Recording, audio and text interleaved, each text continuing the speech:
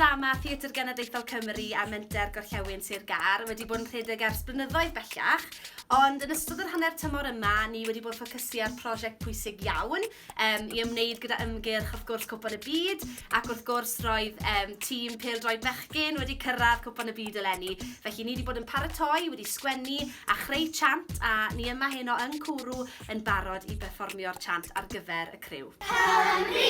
Cymru! Cymru! Wel, ni wedi cyrraedd Cwrw a ni'n barod i wneud y chant. Dewch i weld e.